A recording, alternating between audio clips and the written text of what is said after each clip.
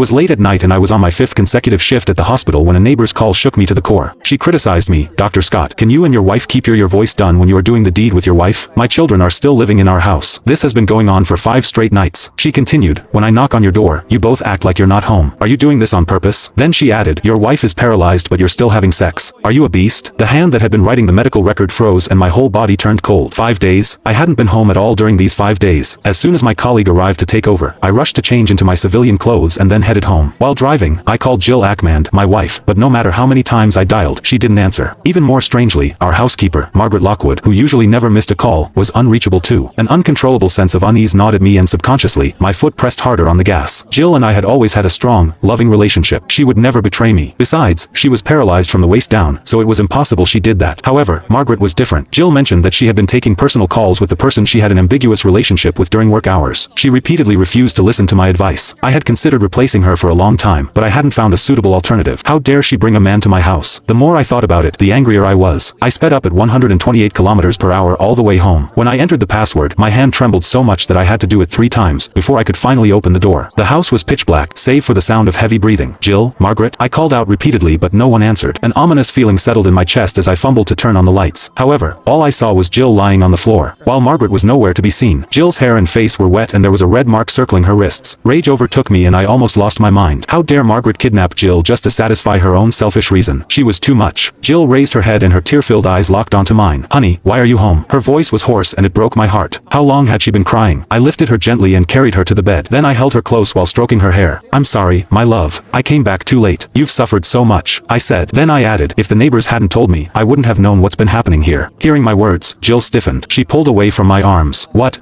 did the neighbors say?" she asked. Her nervous gaze made my heart ache even more. "Dearest, Margaret has been bringing a man here for 5 days. Has she been holding you captive like this the whole time? Why didn't you tell me earlier? Did she threaten you?" I asked. Jill exhaled a sigh of relief and leaned back into my arms. "Honey, you're so busy saving lives at the hospital. I didn't want to burden you," she said. Then she added, "Moreover, the man she brought with her is tall, strong, and fierce. I'm afraid that something will happen if you have a conflict." As I listened to her soft sobbing, I blamed myself even more. My wife had to endure so much hardship alone at home to avoid disrupting my work. At the same time, my hatred toward Margaret became even stronger. I grabbed my phone and dialed 911, but before I could press the call button, Jill snatched it from my hand. She gripped my hand tightly. She looked pleadingly at me. "Hubby, don't do this. If you call the police, it's going to be known by everyone." When I looked at her begging me, my heart became even more uncomfortable. Jill's lower body had been paralyzed for years and despite the specialized medication and the rehabilitation sessions I supervised, her condition had shown no improvement. To cover her expensive treatments, I had to work tirelessly, leaving less and less time to spend with her. I had watched her grow more withdrawn and sensitive. To escape being stared judgmentally by others, she was not willing to enter the outside world for several months and even